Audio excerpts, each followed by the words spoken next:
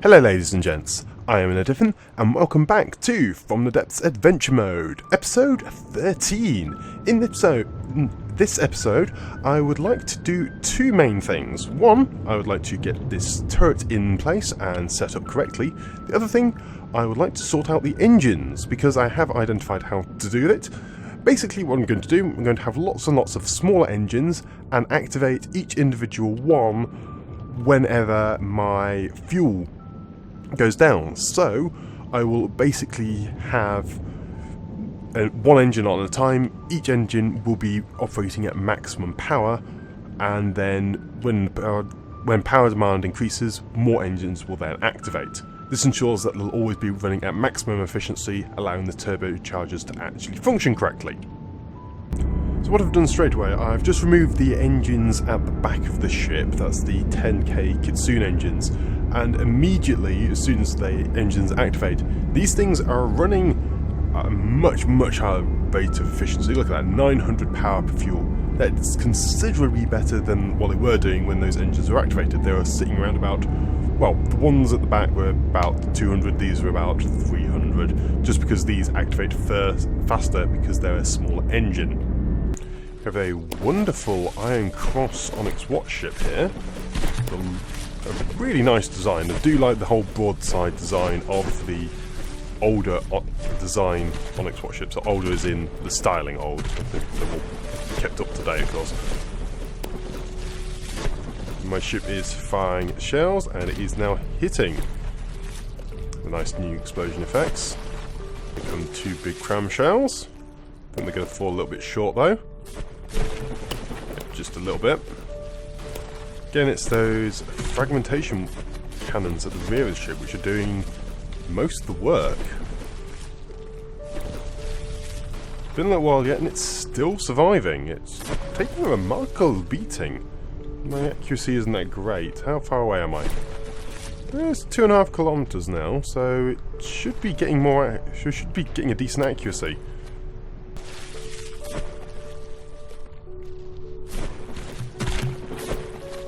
At last, a cram shell hits, and a load of confetti flies out from it. All of that. Look at that. Big hole in the central there. And now it's falling apart. Excellent. That is a Wonder. A sail airship. Well, fair enough. These things I seem to remember are pretty easy to take down, particularly with my particle accelerator. Don't think there's basically, yeah, there's the AI core. I just hit anywhere in the front, that AI core's going down, the whole ship's going to collapse. The shells are flying past it. A couple have hit, but nothing too damaging at the moment. Just waiting for the particle accelerator to fire. That should fire any moment, really. It's weird that it's not actually fired. Unless... oh, 2 damage. It must have taken something out over that way. Oh, this is destabilised.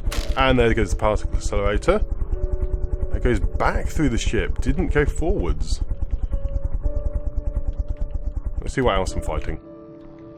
So, there is a twin guard. Should the panic?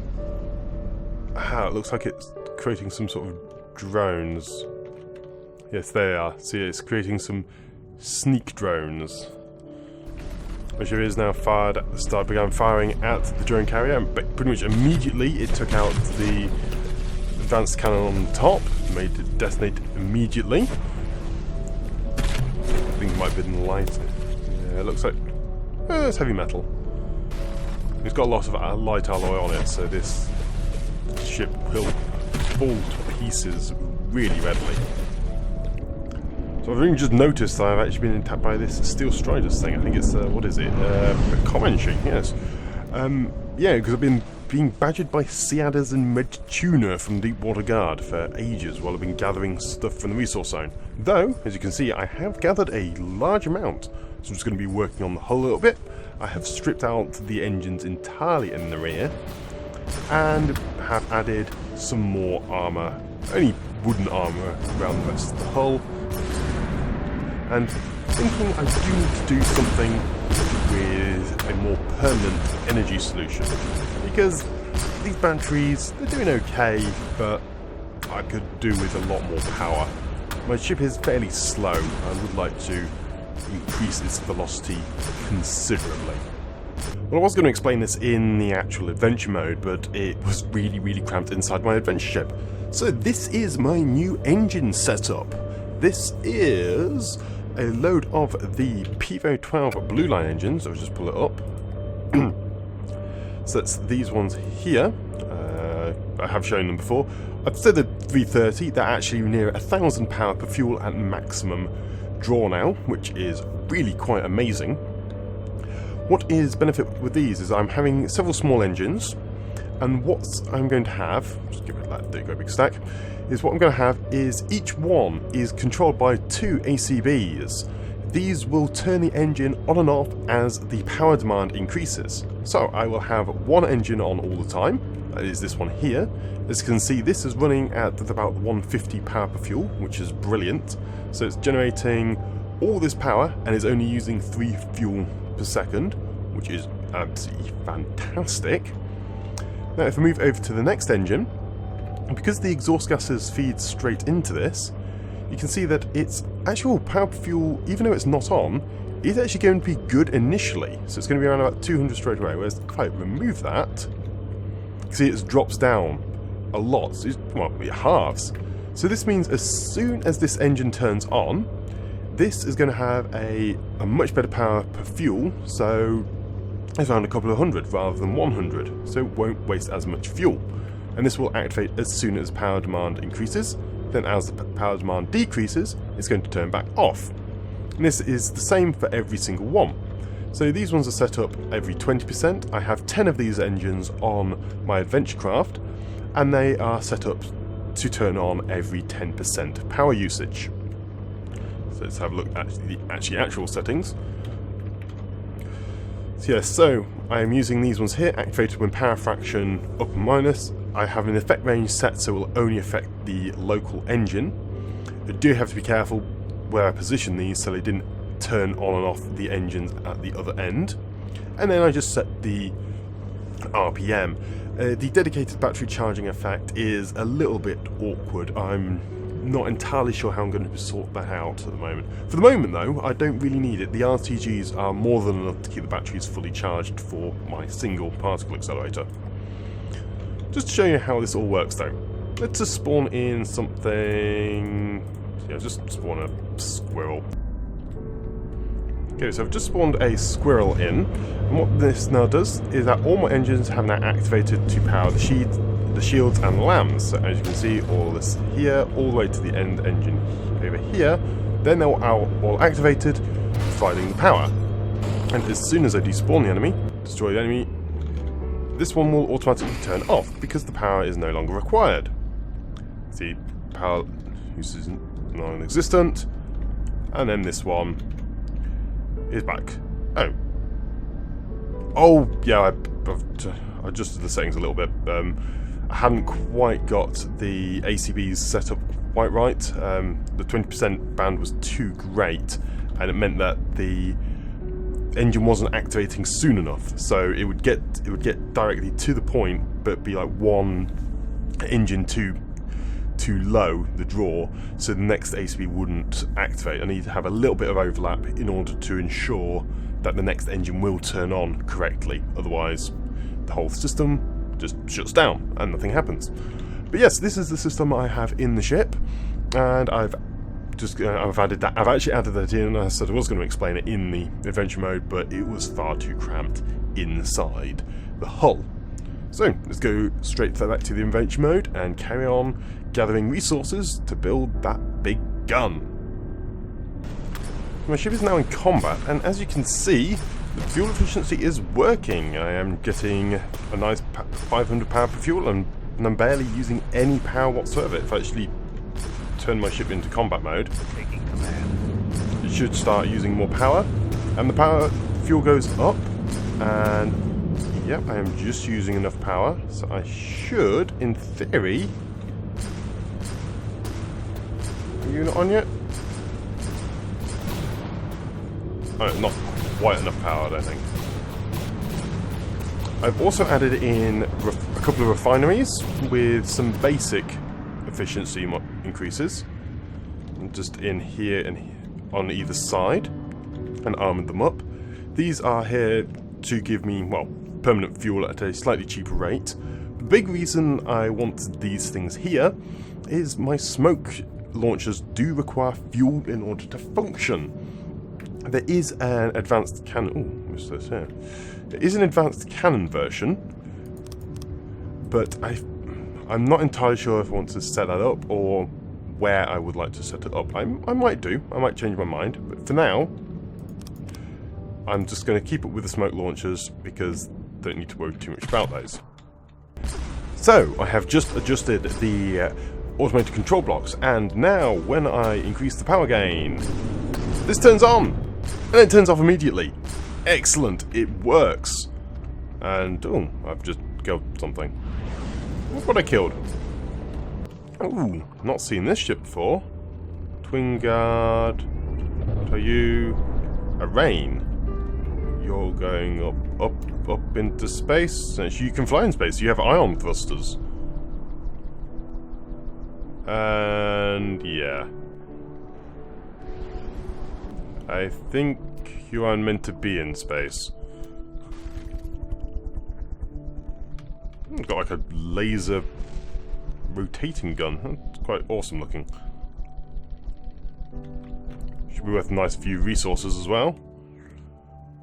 3,500 resources.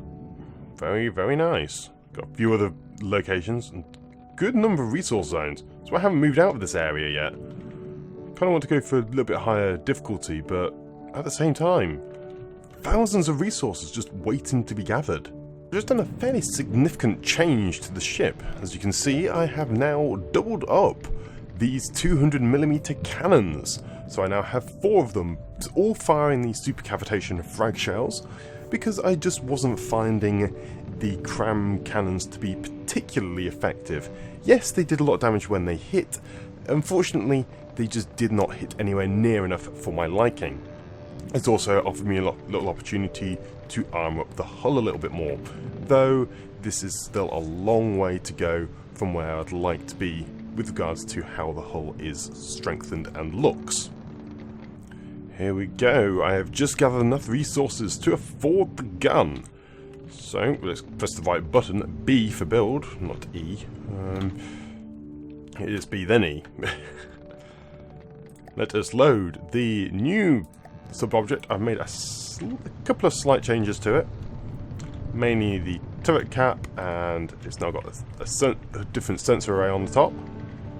Let's make sure it goes right inside.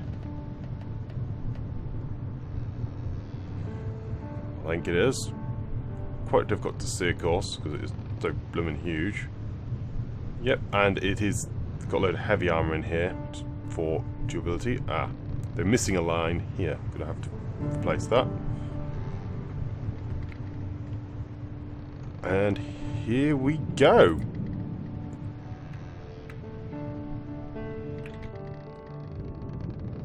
Before I forget, let's just put that heavy armor beam back in there.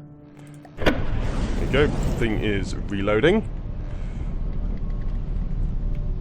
So I've got a standard turret cap, making it look like a cannon. Boom! And these things have stupid range. And this gun has remarkably low recoil. It's so huge, I managed to fit tons and tons of recoil dampeners in. And they have less recoil than the other guns. Not really good to test.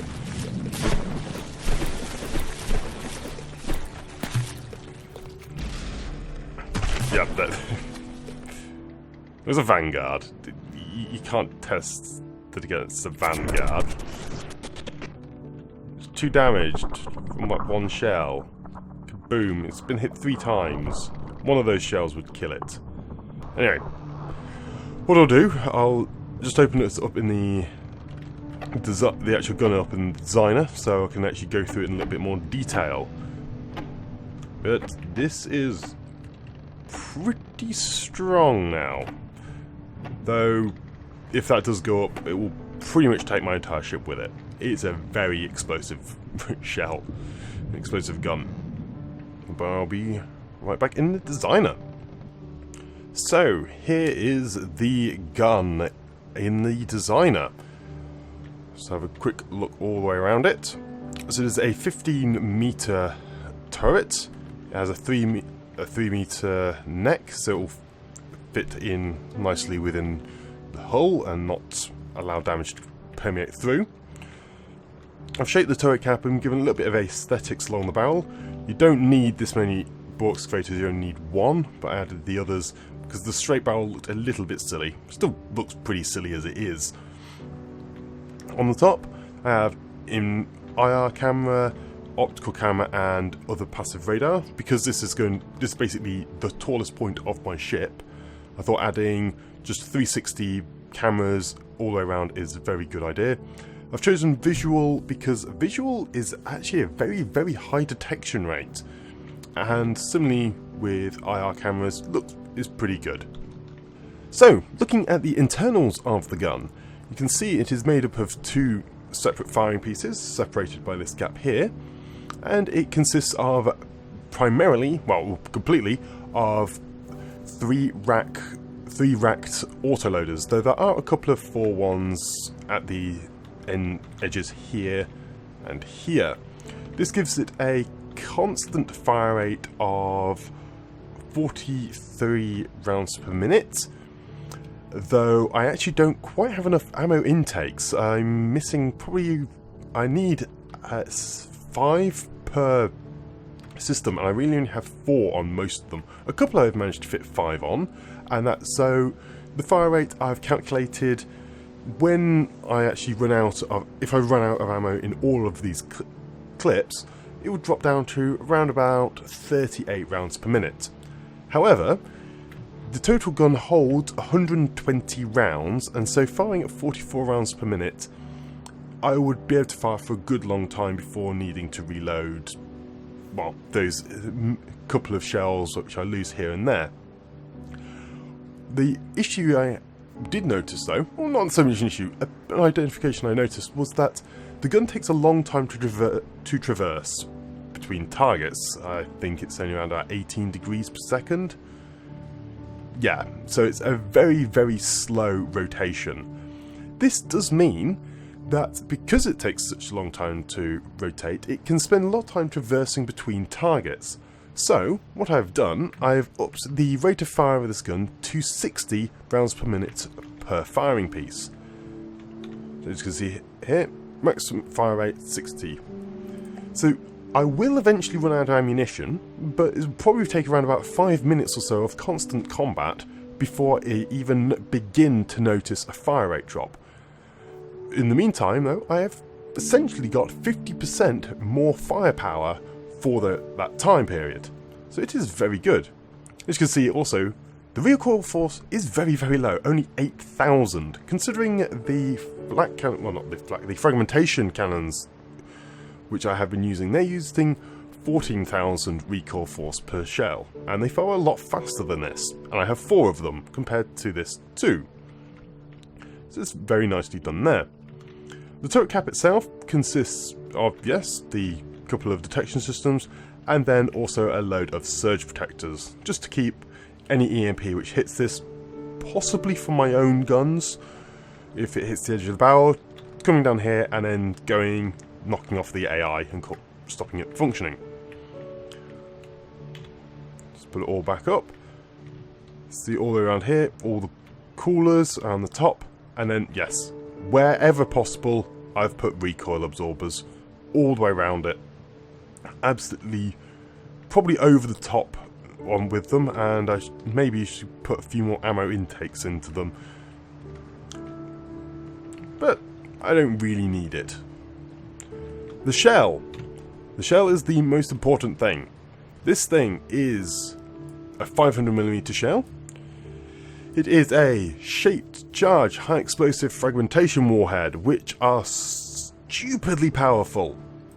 So the shaped charge head fires a a high AP shell, so this will penetrate through layers of armour, and on the far sides of armour in the air gaps, it will spit out hundreds of fragmentations. Oh, it's only 94, but that's a lot of fragments it's firing out, and it will penetrate through a very, very large amount of metal. Though, oh yes, that's it, because I reduced the amount of high explosive which went into the actual shape charge and put 2 warheads in to make a big explosion on the surface. This is an explosive radius of 22 meters. However, the game is capped at an 11-meter explosive radius. But what the game does do is that as you increase explosion radius beyond that maximum of 11 meters, the explosive damage drop-off decreases. At 22 meters, it is at maximum damage at the edge. So I'm doing this full explosion damage in a full 11-meter radius. So that is going to do a colossal amount of damage to the surface. It also looks a lot better than just sending a load of fragments through the hull, because you have these big explosions on the surface, and being able to see damage compared to the internal damage, which definitely is very strong, being able to see the damage on the external of the ship is just glorious to see. And they have several fragmentation warheads. A couple of these are high cone, a few are further out. These, once the hole has been made by the shape charge, the high explosive, these will then go through, as there is a bit of a drop off with adding on more and more high explosive, because you start essentially paying a resource cost or design cost for improving the explosion radius, which doesn't increase any further. Don't have that in the case with fragmentation. The other reason I quite like the frag is that this has a fairly low shell health and can be seen from a long distance. As you see, it can be seen from 500 meters away and only has 400 health. This means it gets shot down very easily, in fact, by laser anti-missile systems. But what I have found in testing this gun is that these fragmentation warheads will detonate and actually pepper the LAM's natural defensive nodes, knock them offline, allowing the rest of the shells to hit and cause massive damage. The inertial fuse here is this shell will not bounce off shields. If it does that, it will detonate and cause damage to the edges of the ship, and those fragmentations again should launch through and cause lots and lots of hull damage. The base bleeder is just to increase the velocity.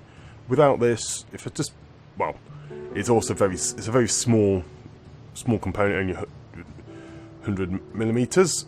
I could put, say, like a tracer, but it makes it very, detective. But as you can see here, I actually gain a lot of muzzle velocity by using this. It goes from 300 to 357, so again about 50 meters per second, which is a very nice increase compared to if I just actually went to a gunpowder casing.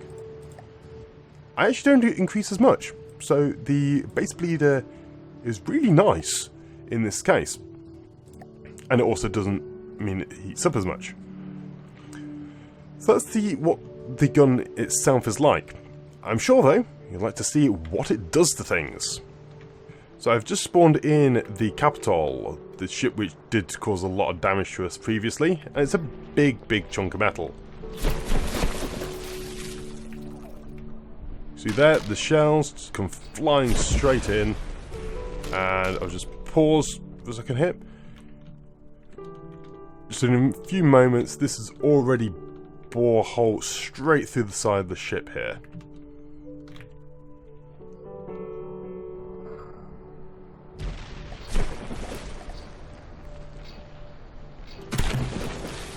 So it's hitting a little bit low. You see there, it's bounced off the water just in front because one shell took out the hull, the other one bounced on the area where the hull used to be. But this thing is just falling to pieces already, and it's barely been firing. And this will quite happily fire at very long range. You should also be able to just see here and there the yellow fragmentations. They are from the heat rounds. They will automatically detonate any ammunition storage and stuff they see. Now there are a couple of big downsides with this. One is the ammunition cost per shell. It's kind of ridiculous. Each shell is 500 ammunition, so it can drain ammunition rather quickly. The other thing is how big an explosion this makes. This is why I spent so much resources. I spent probably around about 30,000 resources in the turret mount itself, whereas the gun itself is only 20,000. So a good bit of redundancy, but I'll just quickly build up a little mounting area and show you what happens when this thing goes kaboom. So what we have here, we've just made a quick mount. This has 3 layers of heavy armor at the base, 1 layer of heavy armor here, 2 here, 3 layers of metal armor, and then it's got the armor which we have on our ship, 1 layer of heavy, 2 layers of metal in that order. So I will now actually detonate this, and we will see just how much damage it actually causes. For the moment, and I'm going to, this thing is horrific. Let's take an 82% damage, and it basically took everything out. It cut straight through the 3 layers of heavy armor at the base, the layer of wood and the layer of metal, and actually damaged the heavy armor underneath that as well. So that is a ridiculous amount of damage it caused there. It completely stripped this side off, it annihilated that side, and went through 2 layers of a heavy armor here. Basically, the only way to stop this when detonating it is 3 layers of heavy armor at the sides. The 2 layers of heavy armor and 1 layer of metal can just about stop it from the explosion from spreading. I did try to fit ejectors onto the thing. The problem is, though, shell ejectors are a little bit too large and I couldn't fit it into the confined space. But yes, this is why I wanted to ensure that the gun doesn't explode, because it's messy. It makes a horrific mess when it explodes. But let's go back into the adventure mode and see how well it performs in combat. So an enemy has just arrived within 5 kilometers and my main gun is firing. Let's go see what it's shooting at. Facing the enemy lance, and here are the shells inbound. One should hit in a moment. Ooh, that was close. Very close. And ooh, hits the front turret clean off.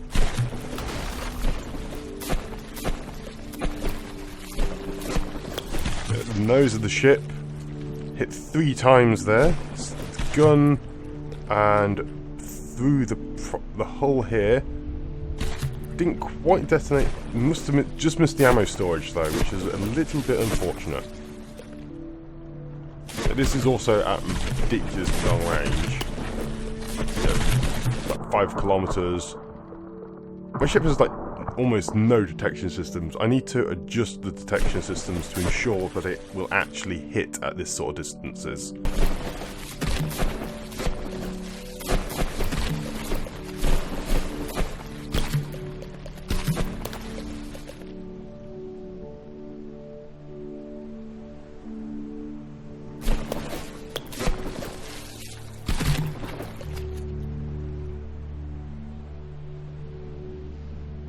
Oh, and it's actually disintegrating. The AI has been knocked out. Awesome. So that is taken out at over 4 kilometers away. That is amazing. So there is a duster spawned in. My cannons are trying to fire at it. Probably going to get within a bit of a closer range, but if any of these shells hit, this thing is going to instantly die. So we're going to have some additional detection systems now in play. So this should now provide better accuracy for all the other guns, as they're now all firing. definitely need some airburst weaponry though. Because if I had airburst weaponry, this inaccuracy would not be an issue. It's just flying straight past everything. Even the particle accelerator is having difficulty shooting at it. I think it's because it's foggy, my optical sensors are not working very well, so I'm having to work on my other sensors which just aren't as good. There we go, at last I hit it and knock it out of the sky. Another Onyx watch vessel. The spear has arrived, so I'll observe it from this view. Again, my shells are falling slightly shy. Why do you stop firing? Oh, it's probably because my ship was turning. And the gun has pretty terrible traverse. Oh, look at that though. 2 hits. Direct 3. And the ship is down to 81%. 3% per hit.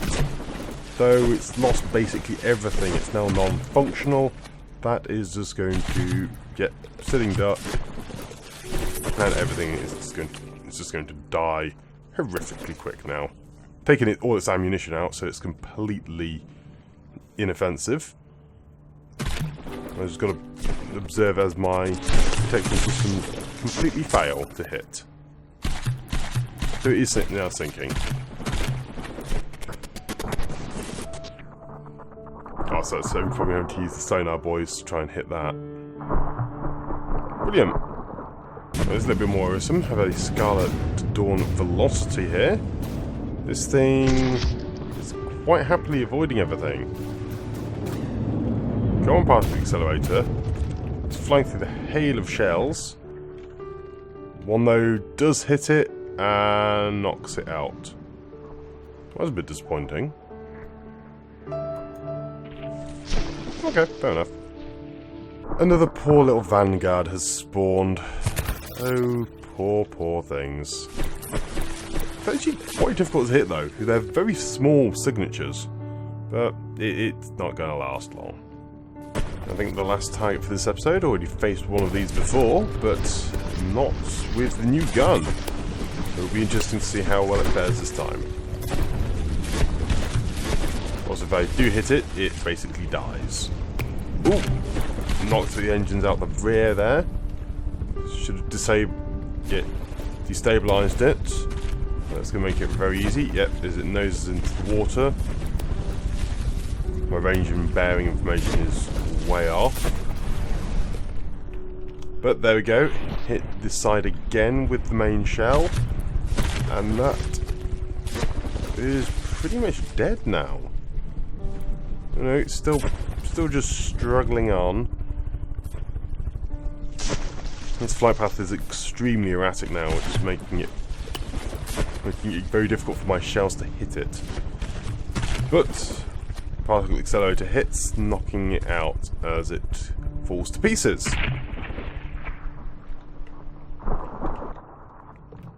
Moving now.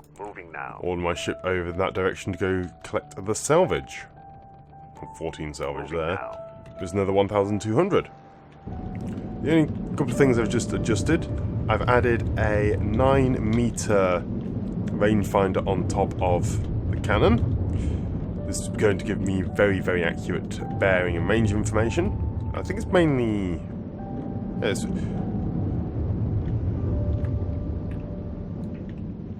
So the only changes I've really done to the ship in the meantime, I've added on a couple of different sensor packages, a gimbaled radar sensor there, and also a 9-meter coincidence rangefinder there. So that should help with some of the detections. I've also begun just experimenting with some hull shaping and seeing what that looks like. I'm not so taken with it yet, but as it's only there very temporarily, and I'll see what it looks like when I actually apply it across the whole hull. Otherwise, that's going to be it for this episode, so thank you very much for watching this episode of From Depths with myself and Diffin. If you did enjoy the episode, please leave a like and or comment, as it is always great to hear from you lot. Otherwise, that's it from me for now, and I shall see you next time. But until then, I'm out. Goodbye!